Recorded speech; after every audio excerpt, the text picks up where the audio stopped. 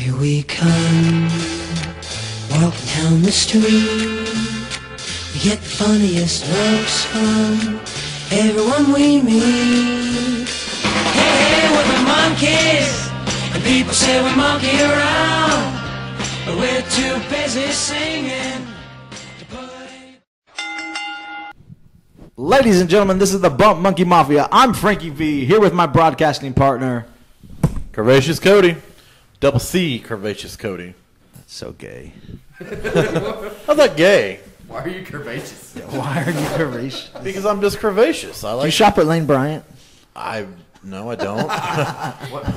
What makes you curvaceous? But the girls I date do. And here again is the smooth operator, Mr. Wall. We are joined tonight again by the urban legend Drake Gallows. That's me. And Miss Nikki Knight. That's not me. That's You. That's her. That's me. You said you'd bring her one day, so Yeah. you finally brought I her. got her here, so quit calling. Be a satellite. It's like Skype. It's like Skype. I don't have to answer her questions through text message, so at least we got her here. Well, we're not joined tonight by Turnbuckle Tim. Tim's had a very eventful day, and he's very He's tired. a freaking hero, goddamn. He's a hero. He was at the airport today, and there was a shooting, and Double T saved a life.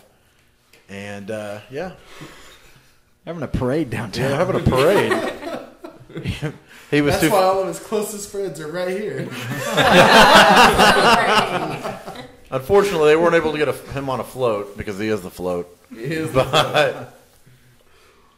But he's not with us tonight. He'll be back with us next week. He'll be at Mid-South on Friday. Got a show this Friday. But tonight we talk about Miss Nikki Knight. Girlie, how'd you get in the business? Oh, here we go. Okay. 6 years old. Did you guys know that? 6 years old. I valeted with Dexter Hardway at the fun fair. Don't ask me what year that was, because I don't remember. A while ago. Yeah. Then I started training at 14. She took a sabbatical to work on her pottery. Did it get any good? No. And then here I am, 2 years, year and a half, wrestling. It's crazy what you've done in 2 years, and just like the girls you've worked with. You were at Oaklamania. You worked with Angelina Love, Amber Gallows, Mickey James. You just worked Mickey James, 2 months ago at Mid-South. Yeah. You've done Rebel. Just crazy what you've done in 2 years. Tessa Blanchard, did you guys know that one? Yeah. She's awesome. They're all awesome. They're all so cool. What was the other girl's name? Mary?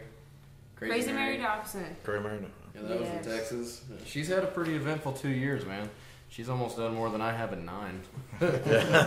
But What different states have you wrestled in? Kansas, Tennessee, Oklahoma, Texas. I think that's it yeah, for now. the Tennessee gig was kind of cool. She did the An all-ladies. all-girls tournament for their new champion, Wildfire Wrestling. It was a Woman Crush Wednesday night all-ladies card. It was Yeah, so pretty nice. neat. Yeah, it was pretty neat. It was cool. Your mom's my Sounds woman crush. I wrestled a girl that looked exactly like Paige. Really? That's Yeah. cool. Yeah, but that's not really like. There's several people out there trying to look like Paige. No, this girl, it was weird. Like, it was freaky. Pasty skin, Twinsies. black eyeliner there. twinsies. Twinsies. Might have to make a phone call. The smooth operator is available. Going to Tennessee, guys. Accepting bookings in all fashions. But women's wrestling in Oklahoma is completely different. Well, I mean, it's basically 10 years ago. I mean, you had a little bit going on, but now it's like you girls are main eventing. You're actually good. People actually enjoy. I mean, we saw that dog collar chain match you did against Skylar Slice a couple months ago. Y'all just beat the living hell out of each other. Yeah. That was crazy. Probably the best match on the card. I think Nikki was the first girl to get color in Oklahoma in like the last couple of years. Like, girls don't bleed. That's not normal, Like if a man does it, people are like, oh shit, he busted open, but not very often. So you many see- jokes going through my head right now. It reminds me of that meme where it's the dude's got the bloody nose and he's like, "What time of the month is it?" Like, you're good shit. What You've worked with some girls in state. You know, you got Skylar Slice, Phoebe, Erica, Callista. I'm sure I'm missing a couple others. Well, there was Violet Payne earlier in the year. She's not around much anymore. There was Nurse Sanity. She's not around anymore. Taylor Kay. She's not really a worker anymore. She's in the business, but she's more of a valet now. Yeah. But it's like girls actually seemed interested in wanting to work, like working talent. Yeah. You know, they don't just basically walk around half naked. I mean, they actually wrestle in most of their matches. I mean, you've main evented. Very entertaining. Yeah, That's what I wanted to be. I didn't want to be one of those girls that walks around with no clothes on just for an attraction. Yeah. Yeah. I wanted to wrestle. No, she's a good damn worker, man. We've worked each other in Kansas. We're trying to get bookings against each other in other states because Oklahoma won't allow it. But I mean, I think we went like 12 to 15 minutes against each other. It was last year, but I mean, I don't know about her, but it was one of the better matches I had. Fun. It was fun. And you know, it was really neat though, because like our parents hadn't really met each other yet. So like after the match, they got to meet each other, and no shit, it was like Hatfield and McCoy, where like my parents were on one side of the venue, like cheering her and booing me, and then her parents were on the other side of the venue, cheering her and booing me. So it was kind of something they could bond over. It was great. It was awesome. That's crazy, though. I mean, we saw a little bit of that on Sunday. You know, Nikki, you teamed with CJ Ward against Erica and Double D. And I mean, I'm pretty sure Erica could roll me up like a pretzel. Yeah. She's like an NCAA wrestling champion. She ain't no fucking joke. It was nice. She did really good. She's good. Yeah. She helped train me, actually. It's crazy. Now, she was an NWA champion, right? NWA World Women's Champion, yeah. Yeah, they kind of Jewed her, man. They put her over for the belt, and then they didn't want to pay her. And she was like, well, if you're not going to pay me, I'm not going to come back. And she had to vacate it. It was kind of a shitty deal. But she was recognized. Robert Langdon went out of the way to make sure that the championship reign counted, because they weren't even going to recognize it because she never defended it. But like he went out of his way to make it an actual thing. So she's in the history books as a world champion. Oh, yeah. But fuck, dude, if you're not going to pay me, I'm not going to fucking come back either. No. Yeah, I mean, that's... Take that belt and go home. Yeah. Put on your wall. There's a look on CJ's face where he's like, I'm not supposed to hit a woman. He was kind of surprised himself. Like, looked at him and then... I don't know what to do. It was hilarious. As soon as CJ like touched Erica, my 4-year-old nephew was like, "You never hit a girl." And I was like, "You're right, but they're okay." That's crazy, though. I mean, that's just awesome because, I mean, you have... All 4 of y'all are very talented workers. I mean, CJ, we've had CJ on. Obviously, upcomer. Double D, we've seen what he can do. And you and Erica have torn down the house before. It's just crazy. I mean, y'all got in there, and it just pretty much stole the damn show. Mm-hmm. So in Oklahoma, you've done Mid-South, right? Mid-South. IWR. Compound. BCW. ECW. BCW. BCW, yeah. I don't know if you want to count it. I didn't wrestle for ICW. We were there for I was there for 4 years training, longer, yeah. but I did backstage stuff. I announced one time at a pay-per-view. I was like 15. Ooh, that counts. Yeah. That counts. I mean, like they have her doing like backstage vignettes where she was like the hairdresser for all the ladies, and she would do their makeup and their hair, and like. Then I'd get involved. And they'd slap me around. Yes. I'm on TV. Do not curl it that way. Bitch, I told you. Well, that match you had against Erica was at BCW about a month ago. That was a pretty sweet gig. Yeah. Like, that was a hell of a match. You got to rub her face in the dirt. Yeah. Tim got excited. But it's just crazy how far, in 2 years you've come. What's the future hold for you? I just kind of want to play it. I would like to go. I would like to succeed, whatever you want to call it. I would like to go higher. I'm okay being here. I just want to have fun. Yeah. I want to have fun. I don't want it to be, when you're not having fun, it's not worth it anymore. Yeah. I feel like. I think we kind of came to the conclusion a long time ago that if we ever like start making any real money, that's great. But you know, we're doing this because we enjoy it and it's something that we love just to do. And if we get paid, that's great. You know, if we start making money and treat it like a business, that's great. But if it's just a weekend hobby that we do, and we, you know, you know, everybody has a real job. You know, unless you're just a bum. But, you know, it sucks. That real job sucks. I know. I hate it. If I could wrestle 7 days a week, It's terrible. I would. But well, you had told us that your goal is you want to wrestle every weekend, 52 weeks. Yeah. Like you're active anywhere that you can go. I actually looked in my book because I keep a record of everything. I had my 61st match last week for this year, so like I'm 10 weeks ahead.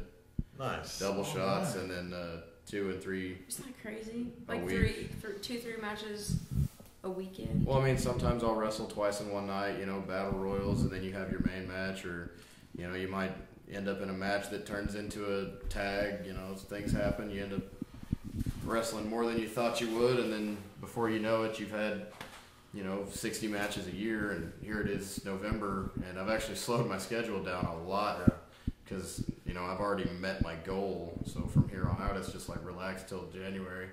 And then as soon as January goes, I'm going to kick it into high gear again. That's a lot of wrestling. It's a lot of It was a wrestling. lot of That wrestling. is a lot of wrestling. You get very tired. I get tired sitting here. I never get tired out of a buffet though. I'm always ready to go. Oh, I've been tired at a buffet. That's usually about the time they ask me to leave. You leave, sir. Like, listen, Sir, you we got can't be a here- buffet You got here anymore. in the morning. We're about to shut down. So it's time to go, motherfucker. I'm a workhorse when it comes to buffet. Falling asleep with that turkey leg in your mouth. Get out of here. Remember there was the hometown buffet over there off 240 and what was it, Penn? That was a Western. Western, they had a chocolate milk machine. Oh, fuck yeah. What? A chocolate milk machine? Hell yeah, it was free chocolate milk.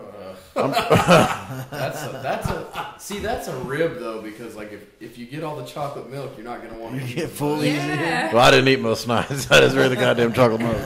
I was talking to one of my wrestling students the other night, and he was like breaking down buffets for me. He was like, "No, man, when they give you that first drink, that one's loaded. Like they don't put ice in that for a reason. They want to fucking have you empty that drink before you get your first plate.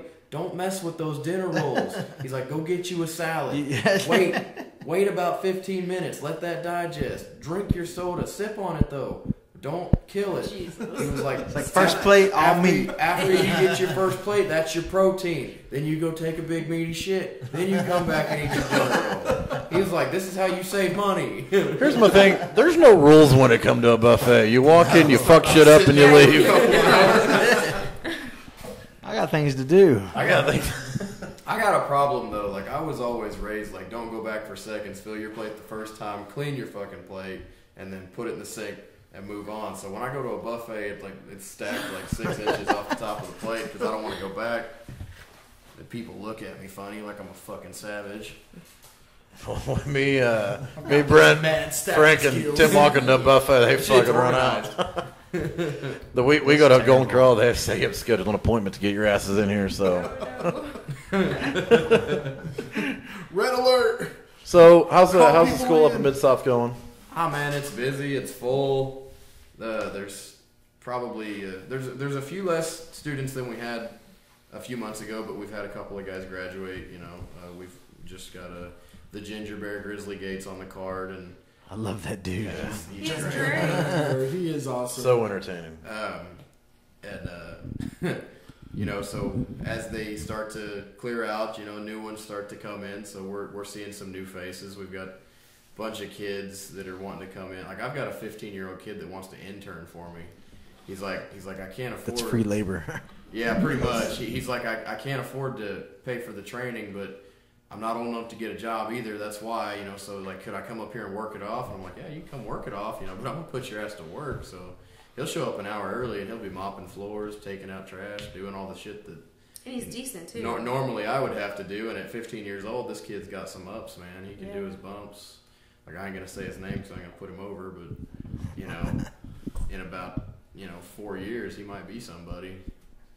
You know, that's good to know. You know, there's a lot of promise there. And eventually, if he gets old enough to get a damn job, I'll put his ass to work, make him start paying some dues too. You know, You got to do both now. You have a job, give me money. You still got to take out the trash. I don't want no more excuses. Trash is over there. I'm gonna need you to pay me like right now. Thanks. As soon as he gets a job, I'll start taking out that trash. Well, they recently just closed down the underground, Yeah, it which sucks. kind of sucked. We tore down the ring that night, and just a lot of emotion in that building.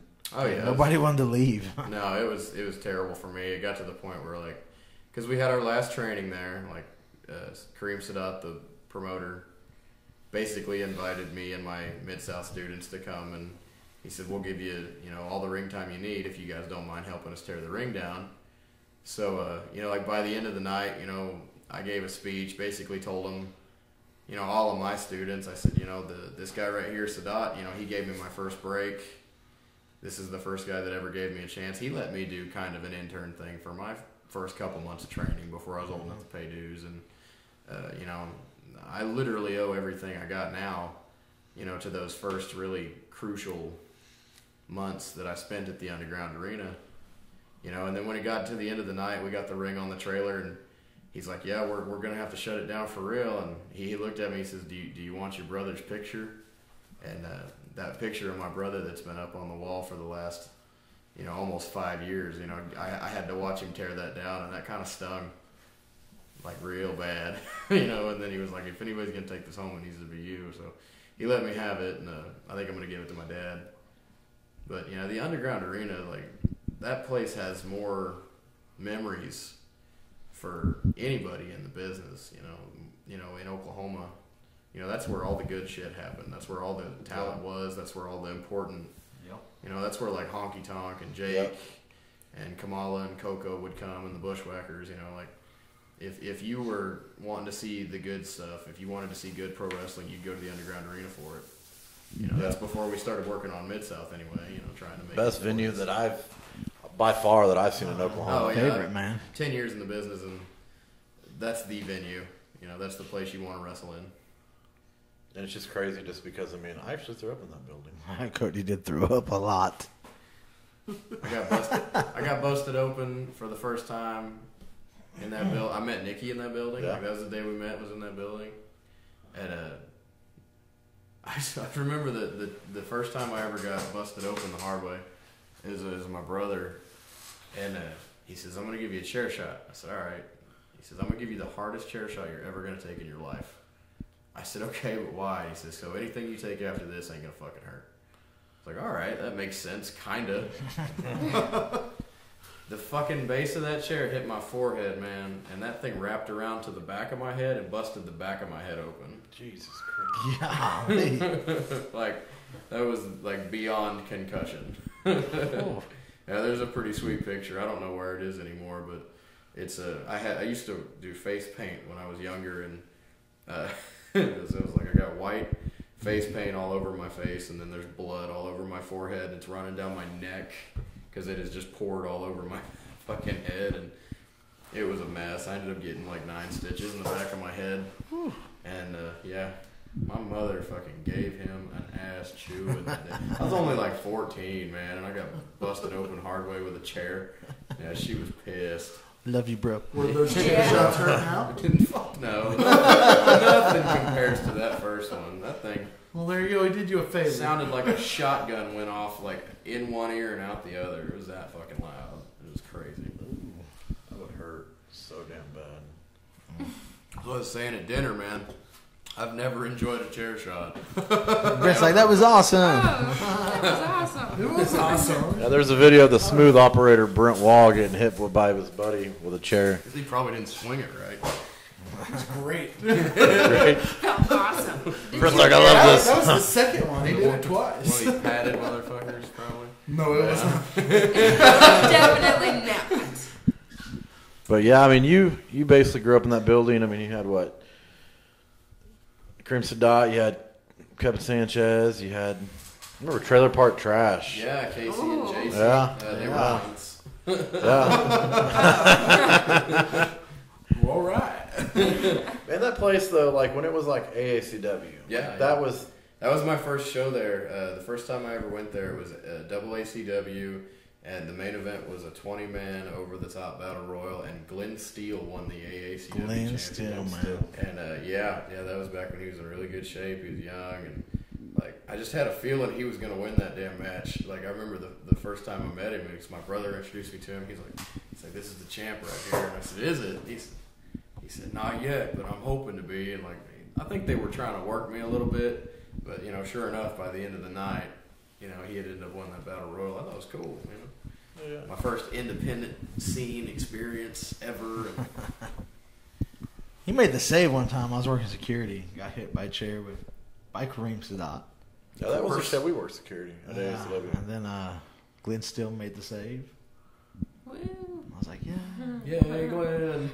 Shout out to Glenn Steele. Glenn Steele, we love you.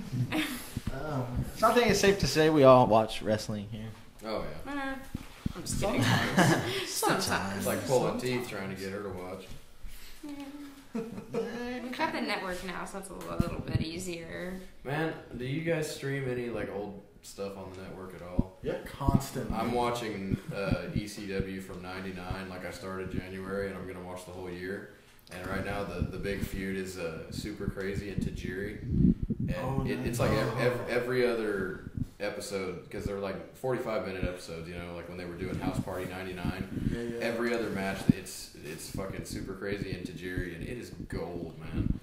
And I forgot that they like traveled a lot, man. They're doing a lot of shows in these basketball gyms and auditoriums. Like I just remembered the ECW arena, and I was too young to fucking remember anything back then. But now I'm watching all these shows where they're piecing together, episodes from different house shows they're doing all the time, and it's pretty good television. Like it kind of gives me confidence that like somebody at our level could probably put something together like that, because it's literally just thrown together, and it's Joey Styles doing a little vignette, setting up the next match each time. And hell, dude, they're getting 45 minutes programming, which would be, an hour of TV with commercials, just out of spot shows that they've recorded. And I thought it was smart, man. Like, it's pretty good stuff. Yeah, these 3-hour Raws, man, I can't. Thank you. I'm like an hour in, I'm like, I got so much Dozing to off, do. sleeping. Well, you gotta do like the household chores. They're watching this, Bro. Like yesterday, I cleaned my apartment. I did laundry. I cooked dinner. You're just listening. Just listening to Yeah. Raw. Yeah. It drives Just me nuts, background dude. noise. It drives me nuts because, like, I watch Monday Night Raw for, like, 3 reasons. And it's, like, Chris Jericho, Kevin Owens, and right now Goldberg. And got 3 hours, and that's 2 segments. And, like, one of them's always the very first thing. One of them's usually the last. And it's like, why the fuck do I have to watch all this crap? All this in between. All this in between Yeah. shit. Because I don't have a preference, but, like, SmackDown has the better roster right now. So, Yes. I'm going to watch SmackDown, more likely than Raw. I'll sit through it, but, I'm not going to pay attention to it. I'm usually staring at my phone the whole damn time. That's my whole thing is like, if you know it's that boring and the fans don't like it, why the hell do you keep doing it? Ah, man. I mean, make it 2 hours. Like, do something different. Like, I don't know. You remember back when it was Raw as War, and then, like, the second half was, Warzone. Yeah. It was like 2 shows in one, and it was cool. Yeah. And I never knew the difference. I was like, this is like one show. Why is it? Well, I remember the end credit would say it too. Yeah, like, when the it first popped hour. up. Like that's when wrestling was fun though. Hey, so what's y'all's view on this whole Goldberg deal? Are you entertained by it? man, like, Oh, he loves it. He's like a little kid. whenever He cried. all right, my brother and I remember it, and not because it gets emotional for me because my brother's gone. My brother was huge for Goldberg. I was huge for Sting. He was huge for Brock Lesnar. I was huge for RVD. He liked The Undertaker. I liked Kane. It was always just one or the other. And when my dad kind of looked like Goldberg if my dad would have shaved his head. So like when we're little kids, when we're little kids, like we loved Goldberg and we loved Steve Austin. But when Goldberg was on, and then like the undisputed reign, and he goes 173-0 and all this other shit, and we're sold. Dude, we're buying video games because Goldberg's on the cover. We're buying T-shirts because Goldberg's on the cover. Like we're buying like toy monster trucks smash and slam buddies that you throw them around and they're like, oh, Oh, I had those. Yeah. I know what you're talking about. And so when we're kids, Goldberg was huge for us. Like we had Goldberg Hot Wheels, man. Like we had everything that was Goldberg. Love Goldberg. And so like when I actually got to watch the ESPN interview live, like because I don't watch ESPN at all, but they were like, Goldberg's going to be on there. He's going to talk about the video game. So he starts teasing like there might be a Brock Lesnar rematch, and I just remembered that match. Everybody shits all over it at WrestleMania 20, and then I go back and watch them. Like, this match really isn't that bad. It's the crowd that's shitting on it because they know both guys are going to leave. Yeah. It's been 12 years, and the only thing that I was thinking is Goldberg going to be in as good a shape as he was? We had that conversation the other day. I was like, you can't tell how big he looks because he's been wearing a fucking jacket for all these vignettes and promos and.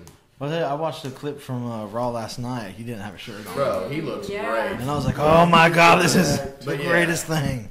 But yeah, my brother's been gone for fucking 4.5 years, almost 5, and Goldberg hasn't wrestled in 12. So it's like, I remember back in 2012 when Lesnar made his return, and I got real giddy for that too. I was like, God damn, I wish brother was here. That would be so great.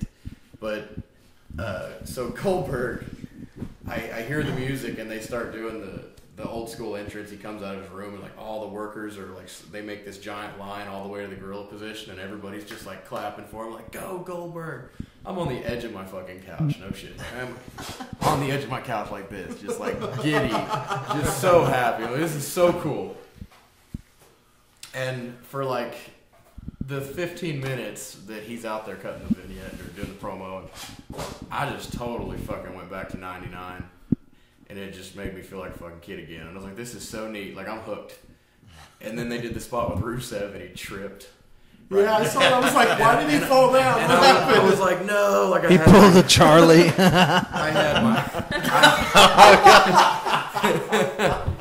I had my hands in my head. I was like, no, he fucked the spot. Hits the fucking jackhammer. And then he does the spear, and the spear looks like shit on Paul Heyman, and I'm just starting to doubt it. And I'm like, man, I really hope this isn't bad. Like, if this is bad, I'm going to be so upset. But then last night they do the face-to-face where they put the 12 guys. I was stoked. The 12 dudes standing in the ring, and they've got them divided up. Totally sold the pay-per-view for me. Like, that spot alone. He beat the crap out of all 12 of those dudes. Dude, yeah, it was great. When he clotheslined that one kid over the top rope so hard that he almost threw himself out of it, and then he fucking posts himself back in off the bottom rope, I was like, that was cool. I want to learn how to do that. And then he just starts flinging motherfuckers left and right. And then Lesnar does not show fear for anybody. Not even The Undertaker. He always shows confidence. He always acts like he's going to tear the dude apart. Doesn't matter who the fuck it is. In 2004, whenever they were doing the Goldberg-Lesnar build for WrestleMania 20, it was 100% like not confident. He was like, I can beat him, I can beat him, I can beat him. But at the end of the day, he was intimidated. He wasn't sure. And it was the first time that Lesnar's been intimidated in fucking 12 years. And they did it just like they did it in 2004. And they've got him deciding, am I going to get in the ring? Am I not going to get in the ring? And then he looks like he's fucking scared. It's not just intimidated. He is scared. And he walks away. And Goldberg looks like $1 million. Lesnar looks like he's going to sell for him. And it just, like, I'm going to fucking eat. Like, I'm going to have a shit-eating grin the whole time that match is on. I don't even care who fucking wins. I just think it's going to be money. Now, if Goldberg loses that fucking match, it's going to be a fucking... Yeah. I'd be so pissed. That's piss poor fucking booking. Man, I get so pissed at some of these pay-per-views because, like, SummerSlam, you always end it with Lesnar on top. And just, like, in brutal fashion, which that's how they want to build the guy, but I don't want to watch a fucking 3 or 4 hour pay-per-view and see that every time. Well, it's like... I don't know what Lesnar did so right to become such a big money box office draw, but for $5 million a year, and he beats the streak, he beats the shit out of John Cena, beats the shit out of Randy Orton, beats the shit out of Big Show. Pretty much everybody that he could beat the shit out of is taken care of. It's already done. They have to bring somebody in, and of all people, the only person he's never beat is Goldberg. if he beats Goldberg, then it's 100%. Like, that's Lesnar's legacy, and there's nothing else for him to do, and there's no point for him to wrestle anymore. Now, that evens things up 1-1, you know, with a 12-year gap. So either way, people are going to be like, well, you know, what really could have been, you know, 4 years ago, 5 years ago? Does it fucking matter? We don't know. But if Goldberg gets the win, and, you know, he's been cutting this promo about wanting to be a superhero for kids again, super babyface. People are chanting his name, you know, like crazy. It's loud every night, except for the one show. Where is Lesnar from? Atlanta. Wherever the hell he's from, they were there, and they were trying to cut a heel promo, and everybody's sitting there going, Goldberg sucks. Goldberg sucks. The promo fails, and Paul Heyman just drops his microphone because he's like, there's nothing else we can do. We're over. What do we do? But fuck it, you know. Oh, the Minneapolis. It was promo. Minnesota. There you go. And that's where Lesnar was from. he was just sitting there laughing because he was like, of course they're not going to boo me. This is where I'm from. And that was bad booking on the promoter's part. You know, whoever put that together should have known better. But, you know, to get Goldberg and Lesnar in there again, and then to set it up like Goldberg says he's got one more in him, you know, can he do it? And he does, and he succeeds. And finally someone gets a win on Brock Lesnar. You know, it kind of knocks him down a few, makes him look human. I think that's way better booking than just continuing to fuck. Get a wrestling boner on Sunday. Oh, fuck yeah, dude. But what sucks about it is it's starting to come like this. Like, when motherfuckers want to come in, like, they're going to have to come in with a fucking lawyer to determine who's going to go over. Yeah. I mean, true story, man. In high school, I had, like, an extensive, like, WWE, WCW magazine. I used to get the monthly. I was in class. I used to get that when I was Yeah. I was in class, man, and I had the one with Goldberg on the cover. Mm-hmm. And my English teacher's like, is that little Billy? And I was like, what are you talking about, little What? Billy, lady? This dude's humongous. And she's like, that's little Bill. That dude hung out all the time at my house. He's friends with my son. And I was like, oh, my God. You know Goldberg? They say he's from Tulsa originally. Yeah. And he moved to Atlanta. Well, he I was played like, football. you got to give me an autograph. He played football in the NFL. That's little Billy. Little Billy. It's like, little Billy, lady. Fuck's little Billy. Well, you got pictures of little Billy in my classroom. What are you doing? He ain't got a shirt on. Little Billy's 300 pounds. Yeah, it should be fun. Hopefully, I mean, they pretty much said Lesnar and Shane McMahon at WrestleMania. Yeah, see, I've got like a conspiracy theory about that. I feel like somehow if Goldberg gets the win, Shane's going to be involved. Yeah, I feel like Shane's going to get the shit kicked out of him before the Survivor Series match, and I feel like there might be a spot for Taker on Survivor Series as well. Like, yeah. Dude, who was talking about that I'd the be other okay day? with that. Well, like if say Lesnar beats the shit out of Shane needs a replacement. It's Taker. You know, like that would be Right. really good booking because he's not just going to show up tonight because it's the 900 edition of Raw and then follow it up with nothing. Well, they pretty much, like, their speculation is that Sting's miraculously going to come back and face Taker at WrestleMania. That was a good idea 10 years ago. It was Good idea now. I mean, still want to see it. it. It's a great draw, but it's not going to be a great match. I mean, people aren't going to give a shit because it's Sting versus Taker. People are going to have a hard on for it no matter how good the match is. But, I mean, they're both 50 years old and tired. I love to watch old guys beat each other up. Yeah. You ever watch the bum fights on YouTube? You have a point there. I mean, it's not going to be the best match, but, I mean, you still have matches on.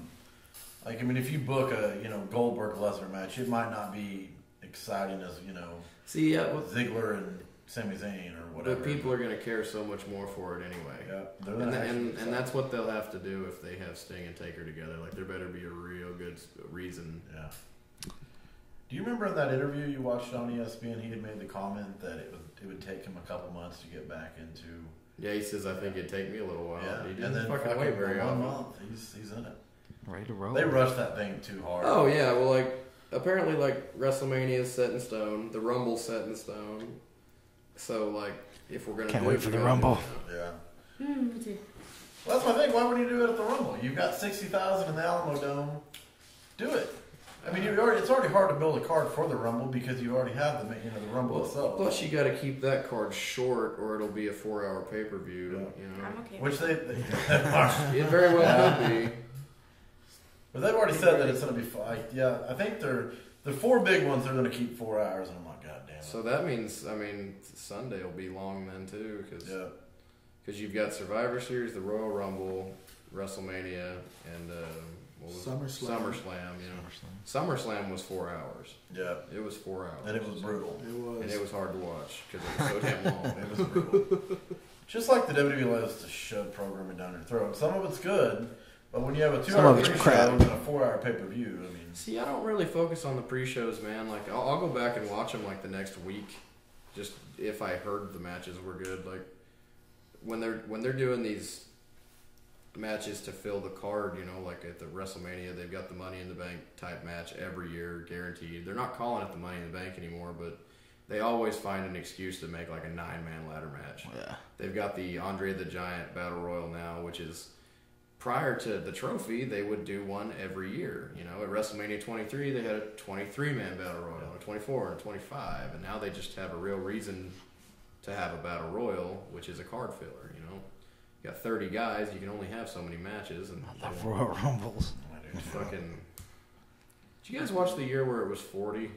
Yeah. Yes. Del Rio went over. You know, that match wasn't any longer. It was like an hour and 15 minutes. Like it literally like the same. They filled it with a bunch of old names too. Yeah, it had a shitload of surprise names. Like that's kind of what I'm looking forward to the most because we're going. Yeah.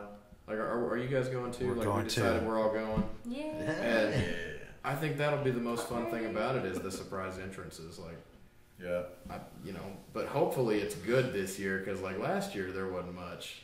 I think. I'm sure it'll be good. I enjoyed the surprise entrances at Mania. Yeah, those are the good. Giant. I mean, I was in the stands and I was like, "It's Shaq! Oh my God, it's Shaq! What? Why? What?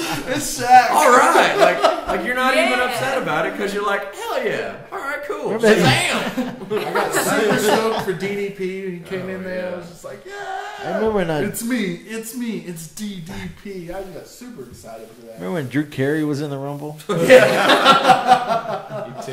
He tipped He Kane paid Kane. $5 so he wouldn't hurt him.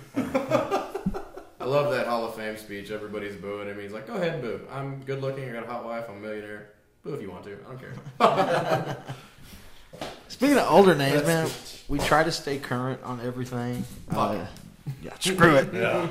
Did you see the stuff going around today? I don't know, was it yesterday or today about Vader? Yeah. Oh my He gosh. got like 2 years to live, apparently. That sucks, man. It kind of does suck, man. They were talking about bringing him in again, and we were going to have him down, and I guess he was even thinking about moving to Oklahoma to run a wrestling school down here. Like, He's from Oklahoma, isn't he? I have no idea. There's a dude I used to work with. They lived outside of McAllister, Hartshorn, Oklahoma. He's like, yeah, his parents lived there. I'm like, I mean, I know his son. I've given him a high five before. His son went to college out here. yeah. Yeah, his son played football at OU, didn't he? Yeah. Dude, I always liked Vader. Yeah. I thought he was great, man. Like, we tagged together last year, and easy night, really fun. I was never really like a huge Vader fan, and the promoter, Mike Crawford, was like, we need to put him in there with somebody who can handle the workload, so we're thinking about putting you in there to basically be the heat guy. And I was like, okay, I'll do it. That's cool. And then I wasn't excited until I met him and told him what we were doing, and he was class act. He was cool. He was very nice. He still gets around the ring good. I mean, he was when Heath Slater was going against all those legends, and he got in the ring with Heath. That was a couple of years ago. Yeah, you should see his match with Ospreay. Like Will Ospreay. That match is fucking cool.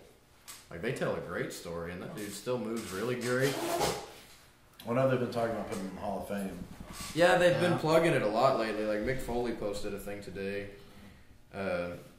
Positive thoughts and prayers for my friend Vader. Heard the news, talked on the phone, that kind of thing. And a lot of the boys are really pushing for him to get nominated this year because, it could be his last. You never know.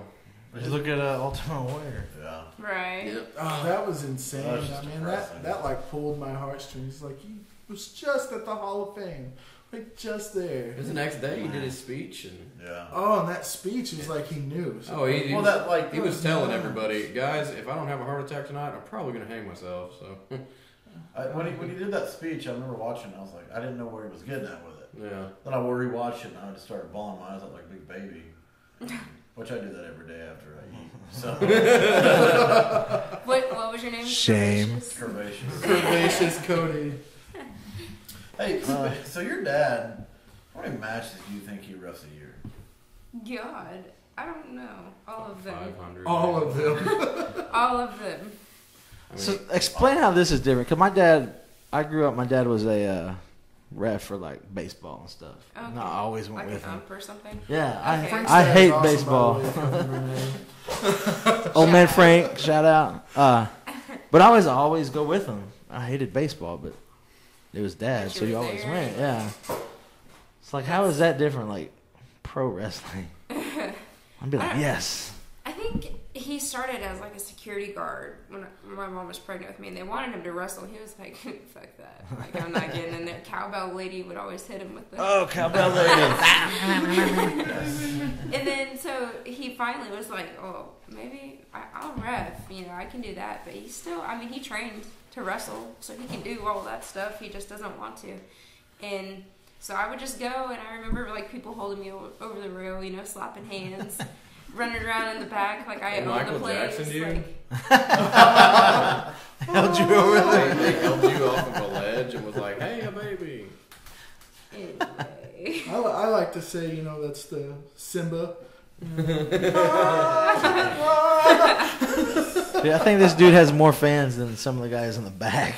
He does. That's true. He really If does. the fans don't give a shit about who's in the ring, they will start a George Knight chant. Yep. George. Every time he walks out. I'm so happy Yes. that's never happened to me yet. Like, there's been, because like I remember we celebrated his birthday party or his birthday the other day, and we kind of threw him a little like happy birthday celebration. Got around the ring, and he just gives us this look like, "I knew you motherfuckers were gonna do this. Like I told you not to." He told me. He was like, I know what they're doing. He's like, I was like, what are you talking about? he like, definitely didn't want the focus to be on him, and like as we're like singing happy birthday, he's just giving me this look like, let's wrap it up, come on, let's get it done. Like, we got a show to do. And then sure enough, by the end of the birthday thing, and everybody's like, George, and yeah, he was like, thanks, shut the fuck up. we were down at IWR down in Duncan, and he reffed a match, and me and Frank looked at each other like, he's wearing fucking pants. Oh, yeah. He never wears, hardly ever, even when it's like snowing outside. He might wear shorts Why and you like wearing coveralls pants? at work. He'll wear like an extra large hoodie and gym shorts, ankle high socks, and a pair of tennis shoes, man. Like, Every he day. don't wear pants. They're The but only it's time- snow outside. The only time that dude wears pants is when the promoter says he has to, and he's like, all right, man, I brought him, whatever. You know it's cold outside because he'll wear gloves with his hoodie and shorts. And- Dude, he's hands down the best ref. Yeah, oh yeah, Yeah, definitely. He's so much fun. Definitely. He's, He's fun always- in the ring. He's always been my top three and usually my number one. I had two other referees that were really great. Mark Wilson was one of them, and he quit reffing because he became a Yeah. part-time wrestler and manager. And then another one's name was Jay Hollywood, and he ended up breaking his back or something. Ended up stuck on bed rest for like ever. But yeah, George has always been at the top. He's There's some always- duds out there. There's I'll some tell duds you like that Oh Colby my God. Black dipshit. Fuck that guy. I don't know what the fuck he's doing half the time. He's always like reffing and looking at Tim and me and Frank. I'm like, what are you looking He at? had to learn how to count. You know how to I was count. gonna say, so what are you guys What's doing? the count? It was two, Ref. I'll It was tell you two. what it is. I'll tell you 100% what it is, and I hate shitting on the kid, but I do it every day anyway. He is looking at you for approval because that's the same thing he does to me. It's like, did I do good? Did I count to three right? Daddy? Why when we were down at Guthrie, you know, every time he hit a two count, I'm like, you better tell me I'm gonna ring this bell. He's so over dramatic about what he's referring to. He's just like, oh god damn it. It's just like, You know about Charlie? so crazy Charlie, man. Why the hell are you on the ground, dude? So it was the hardcore match when they turned the lights out when right when Dean Lambert's about to walk out. That'd been nice to know. All of a sudden, you look down at Crazy Charlie just laying on the damn ground. like flat. It's so like, he gets up, looks both ways, and he stands up and like what the nothing hell just happened? Well, he goes down. The lights are off. It's nighttime. We're going to bed. It's like Charlie went out the way he wanted to. That's what it is. Bud looks at me. He's like, "Get another ref." I'm like, "What happened?" Well, you got everybody in the room. Get the fuck up. What are you doing? Well, Colby came out there. He's like, I don't know if I'm roughing this match or not. Well, you know, Charlie used to live underneath the underground arena. Really? That was an old Underneath? Underneath the underground. That was what it said on his Woo, address. that's down there. And that was a long going, because there used to be. You got to work there to know, but there's an underground tunnel below the arena. Like, you can get underneath the ramp and all that other shit. And, I didn't either. well, yeah, like it's not. Let's break in there and see this thing. I mean, Yeah, no shit. It's like that storm shed, dude. It's pretty trippy. Like, you got to raise the door up. There's no staircase. It's 100% crawl space. It's like some underground railroad, like, secret hiding That's an spot. air conditioner. No, used it's to really live down not. No, he never really lived. I was like, how much was rent on that? Oh my god. I've seen worse, okay? Well, man, it was just like one day I was like, Charlie, go home. And he's like, I'm here. Yeah, like we used to make a joke about him living underneath the underground arena. So, like, after the BCW show, when he hit the ground, I said, God damn, I said, your house has been gone for a week and a half, and now you just sleep where the fuck ever you want. And, yeah. Well, that's what happened in Guthrie. The lights went off Man. and laid down. You ready to go night-night? That just goes back to how important the underground arena is. He got married in that building. Like, he got married. Wow. Like, he got married inside a ring. He met his wife there. Like, everything that's like important. Like, I think his kids, like his daughter got married there too. Like, they use that venue for weddings too. And like, Oh my that's how gosh. big that venue is for people. Wow. Quinceañeras. Quinceañeras every other night. I had a buddy of mine, 8 or 9 years ago. He used to throw a party there every month. Oh yeah. And we'd sell tickets, promote that thing, and We've been to a it got wild. It got wild. Oh, dude, There was a lot of things that happened there that I cannot mention due to the police may come and get us. Right, they might come get you. I was doing security there, to make extra money. Like, on the nights they would have like rave parties and black light parties and shit. There's people doing all kinds of crazy shit in those. Like it's almost the same thing. Like, borderline debauchery type shit. It's like you really. Debauchery. It's Well, like, I tell you, I didn't need to there see was some a of the kiddie things I pool saw. and Jello at one point. Oh yeah, Things went down in that place. and a kitty. And a kitty. Kitty. That's where Kitty's been. Kitty likes to party. Kitty likes to party with her food bowl. That's if Cody can afford to feed her. Yeah. Yeah, man, Crazy Charlie's a goofy cat, though. I've known him forever, and he gets mad because Crawford won't book him. And he always shows up with his ref shirt on, though, like he's ready to rock, like all Ready the to time. go, man. And I'll tell you what's funny, though, because they had me assign the refs at BCW, and there's this other dude named Jeff the ref. You guys know Jeff? Yeah. And I'm here and ready to go, Drake. Anything you need me to do? And I said, I got 3 referees. We're good. I said, thank you, though. Well, man, I came all the way down here. I said, did Terry Pantera tell you to come? Well, I told him I'd be here. I said, that doesn't mean you're booked, brother. That just means you're here to watch the show. I came all the way from Tulsa. I said, who told you were booked? Well, nobody, but I said I'd be here. And I said, just because you ref doesn't mean you're going to ref. I said, that's not a thing. And about an hour goes by, and Crazy Charlie's got his gear on, man. He's dressed. He's got his pants on, got his ref shirt on. He's ready to rock. And it's He's like, ready to roll. I'm about to tell him the same thing. Like, hey, man, we didn't book you. Like, I don't know what to tell you. But then I remember there's a Empire Championship Wrestling hardcore title match on the card. And I just kind of looked at him, and I said, Travis really likes Charlie.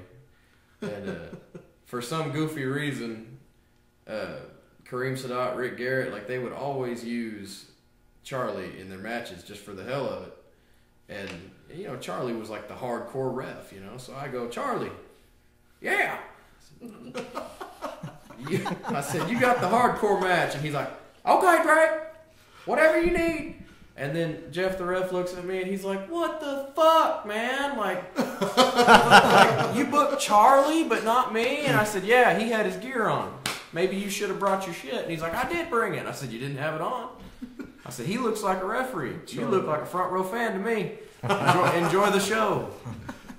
I think Bud ended up taking off his shirt and giving it to Charlie. Charlie put it on. Charlie just put it on. Looked like it did. Instead of like throwing it, he's like puts it on. Like, Bud's probably like, you can keep it. That was hilarious. I'm like, why did he put Bud's shirt on? No, man, we did not commentary, but we announced that show, and Brandon Barricade kept coming up to us like every 5 minutes. You're not ringing the bell right. I'm just like, Serious? I had a hard time with that. to be bell. fair, I could not ring the bell to save my Brandon life. can ring a bell. Oh, I was killing it. Brandon's like, I got this shit. Found mine a new career choice right there. Ring that damn bell. Well, you can't ring it like the guy Mid-South. I was gonna say, don't expect to ring the bell at Mid-South, because That dude has like hostage over the hammer. He takes it home. Dude, I take it home so nobody will steal it. And I'm like, so you steal it? I talked to him. It goes in his pants after with a about show. 20 pounds of other things. Oh my I god. talked to him after a show one day, and it was right after there was like a hardcore match. A bunch of stuff was going on. Kept throwing each other into that one corner where he's sitting. And I remember we were walking out, and he was like, I can't believe this shit. They don't even pay me for this. I'm doing it for free. They don't have to throw themselves at me. And I'm cracking up, and I'm like, well, you're doing a good job, man. You hit that bell every time. His name is John, and there's been several times where he's like, I'm here. I wouldn't miss this show. You need me to ring the bell, don't you, Drake? And I'm like, not really, but since you're here, I I mean. wonder what he He would do. did that, though. He goes, I'm doing this for free. They don't have to throw themselves at me. It blows my mind because, like, I even had a security guard a couple of months ago, and, like, I don't own the damn place. Like, what are they coming to me for? And we did, it was the night Mickey James was there, and Nikki and Skylar and Mickey James were the main event, and we told them, you know, no comp tickets tonight, you know, because we're depending on the price of a ticket to pay for the, you know, the licensing fee and Mickey's payday and all that other shit. So it's like, hey, no comps today. You know, if you want to be here for the show, you got to pay for your shit. And he was like, the security guard comes up to me, he says, I can't even let my daughter in. I said, for $8. And he goes, this is bullshit. We don't even get paid to work here. And I was like, motherfucker, no one hired you. There's the door. You just standing here telling We people just not show what up. to do. He lived, like, apparently, like, I don't know what it is about independent wrestling, but, like, if you own a shirt that says security or staff on it, you can just show up. You're hired. And you're hired. But, like, I'll tell them I'm like, no, you're paying for a ticket. Like, well, I brought my security shirt. I don't give a shit what the fuck you're wearing. I'm going to wear a security shirt at every damn show. Dude, Just tell the lady at the front, I'm security. I'm What check are you it out, I got talking the shirt about? on. well, that's all. I was like, It's what do you, I was legit. like, do you go to a fucking, like, concert with your, like, staff shirt on and they just let you walk the fuck in? No. We should try that. Unless you're good at, like, I'm not gonna lie, when it's Chesapeake Energy Arena and there's a Monday Night Raw, we'll just walk in the front door. They let us in. We just been coming so long, they know who the fuck we are. We walk right in the front door and they're like, here's your ticket. And thanks. You know? I have an idea. We get Shit, Golden the- Corral shirts. I When we thought walk in the that last- next week for free. The last time Raw was in town, I just stood in front of the arena for like 2 hours and somebody handed me a ticket. Yeah, it's I was just like, score! Thanks. So we got tickets from the Miz to go to SmackDown one night, yeah. and this dumb shit. Me. Your friend. I'm not gonna mention his name, Curtis. I know him. Yeah. They ended up coming and get us, and I got like fucking nachos and popcorn, and they're like, "Y'all have to leave," and I'm like, "Well, son of a bitch!" Basically, Like, my buddy Curtis had this guy that worked at Gold's Gym. He's like, "Hey man, I got us free tickets," and I was like, "All right, sweet. Make sure they put your name at will call and not the guy that gave you the tickets." He's like, "All right, cool." So we show up there, and they're like, "Yeah, it's not underneath the Curtis of Chevrolet. It's underneath this other dude's name." So we're trying to get a hold of the guy, and the dude's a fucking drug head. And so we get everything figured out. The dude sends an ID. They're like, "Hey, you're cool." So we already missed. They did main event before they did SmackDown. Right, yeah. So we missed half that. So finally we sit down and like they come and get us. And like I'm talking to the guy. I'm like, "Hey, motherfucker! Like I don't know what you got to do to get us back in there. He's like, well, the guy showed up and wanted his tickets back. And I'm like, Christ. I'm like, the tickets are already fucking scanned. We're 4 rows back from the ring. Awesome seats. So finally they got it figured out and just, I don't know. It was, I don't know. Never let people tell you they got That's you free annoying. fucking wrestling tickets. No, man, just sign up to be a Did you seat miss the filler. show? A little bit of it. I had was to a- carry nachos and popcorn Oh. all the way to the back front of the arena. But I don't know. I was pissed. I'd be pretty frustrated. I'm not gonna lie, but like, we do the seat filler gimmick. That's really what it is. You sign up online. It's something Send you can your do, email. and literally that's all it is. They send you an email. They say you've been selected. You can come watch the show for free. Basically, they'll tell you straight up. They don't want anyone out of their seats during live TV. The guy will say before every show, he's like, we do not want WWE fans to take bathroom breaks. Like, he'll be 100% on. We want full seats all the time. So when there's an empty seat, I'll point at you, you go sit down. And when they come back, then you come back to your original seat, which is a fucking 12th row floor seat, just the back The row. very last row. And either way, you get good seats. The last time they came into town, man, CJ Ward, Nikki, and myself, he's like, I need 3. And we're like, all right, where are we going? Sure enough, front row, right behind the announcer's table, and no one came to get us at all. Yeah. So we got to watch front row for free the entire show, like from start to I finish. seen you It guys was- down there. I was there at that show. Yeah. I know them. But there's like 25 seat fillers, bro. They were pissed the fuck off. Everybody was so mad at us. They We're were like, pissed. And okay, it's like, Could've been you. Listen, we didn't fucking choose it. They told us to go. And the funny thing is because like they have a script down to the camera angle. Every single angle at every single time. They had a spot where they were doing the remembering Muhammad Ali thing. Yeah. And they needed 3 people to sit in those seats because at that time they were going to film the crowd, and those 3 seats were empty. So they pick us, I'm assuming, because none of us are ugly as dog shit. And We could never be seat fillers. Well, we're shit out of luck, fellas. no, they'll let you fill the seats. They'll just put you up on the top row like they do the fucking Sanders. Tim's on TV just waving hi. But I saw the So- Sanders there at that show. Also. But the I saw funniest a lot of thing people. about it was not in like the front row. No, not definitely. within like 2 minutes of them putting me and Nikki on camera, because like they're remembering Muhammad Ali, the motherfucker's dead. We're not supposed to be happy.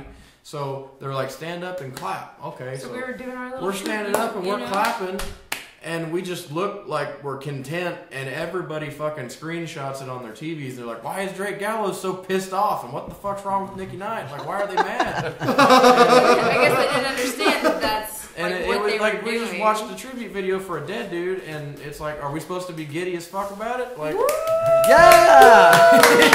Bravo! like I'm assuming they were expecting like NWO '99 fans, like, and I was like, this isn't our show, dude. We're just here to watch, what they're doing. And no shit, it was so funny because like everybody was like, what the fuck is wrong with you guys? And probably 15, 20 people within like 3 minutes are I just saw you on TV. And Yeah, what the no fuck's big the deal. matter? No. Remember when we were on TV side? My wife's like, Yeah. y'all are retarded. We're doing the whole Sheamus. That's like this girl right If here. none of you guys at home knew what just happened, Cody just beat his curvy chest. Well, that's like Nikki at the very same show. AJ Styles is doing his little fuck Oklahoma promo during the commercial break, and he's out on the floor, and Nikki's screaming her lungs out with her fucking hands up like this, and she's like, AJ, too sleepy, AJ. There's no proof of that. And goddamn, it's like AJ, like ridiculous, and he's just like, fuck that, like, and he's over there like this. It's commercial break time, so like every time he sees like an 8-year-old kid, he'll too sweet the 8-year-old kid. Oh, okay, I remember this now. And Nikki's like hanging over the guardrail. And Whatever. I'm like, hold No, on. because those security guards would have been on my ass if I would have been touching the guardrail. Too sweet me, AJ. It was fucking great. Finn Balor too sweet to me, and I was just like, oh, dang. Have you washed your hands since then? Well, yeah. I can't set. After we played with Skid on these. He didn't say he wanted to. He kind of had to. I sat like on the ramp, close to the ramp one time, and I got so angry because they're like, "Don't touch the deal." Fuck you. What? That's Ooh. I'm just relaxing. Okay. No, don't touch it. I'm like, what? When I take a picture, I hold my camera up and I wait for the right time to take a picture. I don't want to just get blurry bullshit all the time, so I'll wait. And this fucking security dude was like, "You can't be filming." I was like, "Dude, I'm not filming. I'm taking a picture." 5 minutes later, "Hey man, I told you once, don't be filming." I'm like, "You want to see my fucking like photo album?" He like got in his face and was like, "Do not be filming." So I got back in his face and I said, "You dumb motherfucker." I was like, "I ain't filmed a single thing." I said, "I've been taking pictures. You're not taking my phone. Go fuck yourself." And he literally left me alone the rest of the night because I was like, "Dude, I haven't filmed one fucking thing. I'm gonna knock shit out of you. I will go to jail." Like, do not fucking get in my face. Leave him alone. He's willing to go to jail. I've never had to say that in public. I always kind of wanted to. It was the first time. I was like, I would get kicked out of a fucking Monday Night Raw. Yeah, well. I've been to jail. It sucks, but I'll do it again, damn it. I'll beat your ass and go to I jail. love that dad line where he's like, "I don't mind going back to prison." Well, guys, we appreciate having you on. Oh yeah, it's fun. Always fun to do this. Always fun to do it with two of the best independent wrestlers Yes. in Oklahoma. Are you gonna put the sticker back? I'm putting the sticker back. Uh, You want me to keep it? Well, we got Mid-South this Friday. Yeah, Mid-South Friday night. Nikki's in the main event. 7 o'clock, folks. Don't miss it. Yeah, Frankie. I don't even know what the Yeah. hell. I have to miss it. me and Double T will be there. Represent. The rest of you guys are party poopers. I hope he's Yeah. doing okay. My boss from Earl's Rib House is a real jerk. That dude sucks. Dang it, that I hear boss. he's Yeah, speaking of dudes that fiery. suck, I gotta touch on this since some technical difficulties. There's this podcast out there talking some mad trash about the Bump Monkey Mafia. So I have this buddy that, I want to say he's a buddy, he's a bitch. But he Close does to a, rhymes. he's a former roommate of mine. He does that Girl Meets World podcast with his 10-year-old niece. What? He's a 30-year-old grown man. He's a 30-year-old grown man, and his niece is awesome. Really talented girl that'll probably do some good in this world, but he's a piece of shit. He called He's not wrestling like- stunt work. Yeah, he called wrestling stunt work, and I think we're going to have Mr. Gallows do something about this, maybe. Did you say that he's a podcaster for Girl Meets World? Yeah. It was actually a Him and his- very good show. Yeah, it's a great show. I don't tell anybody I watch it, damn it, I just told people. Like, I was all about Boy Meets World. Like, I still got my Topanga poster, but But, I feel like this dude's kind of punishing himself. well, he enjoys it. I bet he does. It's actually his podcast. His podcast is actually pretty solid, but you know, most people that I've showed it to, I'm like, "Hey, check this out." They're like, "He weird. sounds like a pedophile. It's weird." Uh, And we're actually being a lot more vulgar than what he was. He called me. I've been around his family for a long time. His niece and nephew call me Aunt Cody. Oh. oh, So- all right. You are curvaceous. I'm curvaceous Aunt Cody. Get that right. CAC. But yeah, he's like, let's The start cack. a podcast team. I'm like, you just started a war with a wrestling podcast when you're covering a 10-year-old show. Like, He said we were fake, didn't he? yeah, I said we were fake, and I'm like, I'm What's telling fake you, about a podcast? we write all of these scripts ourselves. Yes. It's not fake. What's this dude's name? Wade Stanley. Wade Stanley. Wait, Stan. Well, I'll just say this to Wade Stanley. Oh God. Listen, You ready, Wade? Wade, I don't mean to degrade you or say anything hurtful about you or your family, which I'm sure you're nice people, but you personally just sound like a human piece of feces. And like the cornfield feces. And if you want to see some stunt work, buy you an $8 ticket, not even a front row ticket, an $8 ticket to an MSWA event, and I will personally, hand to hand, show you some stunt work. Yes. Please come enjoy some MSWA action. Brent filmed that. I didn't film it. Bring your This friends, is going on Snapchat right now. bring your friends, bring your family, bring your podcast niece, and let her watch some stunt work. And then we will go back and we will watch Boy Meets World because that's the real show for adults. That's the real MVP. Because that is the real MVP. I'm not even going to say any dirty words about it. I'm not going to hurt your feelings. But Well, it's his brother was actually at the show Sunday with me. He was down here for a little Friendsgiving we had. I said, Nick, have you ever listened to it? He's like, nope. Oh, will I ever listen to my own brother's podcast? Good choice. doesn't Good choice. sound necessary at all. His sister's like, that's just so weird. Like, I don't know. His sister is Frank's kid's counselor. She needs to be counseling Wade. Why waste your time talking about some fake bullshit like Girl Meets World when you can talk about something real like pro wrestling? Yep. Well, dude, I still haven't heard from Nate if we have a job up at XWE. Oh no, I got stuff to do. I have stuff to do. I gotta find a job. But we're gonna have t-shirts in next week. We're gonna have John O'Malley here in the next couple weeks. Kevin James Sanchez, Double D, and Erica. And yeah, that's all I got. Prepare That's to all you got? have as many Jack in the Box tacos as you can. That's so pretty. We heard he likes Jack in the Box tacos. That's 24 tacos a day. Woo! Jesus Christ. That's how. I'm just When so I lived with alive. Kevin James Sanchez, Well, that's only $12. he would bring home 24 Jack in the Box tacos. hell of a day, deal. 30 pack of Budweiser, and and it was rough living for a while, but yeah. Sounds like me. In a nutshell.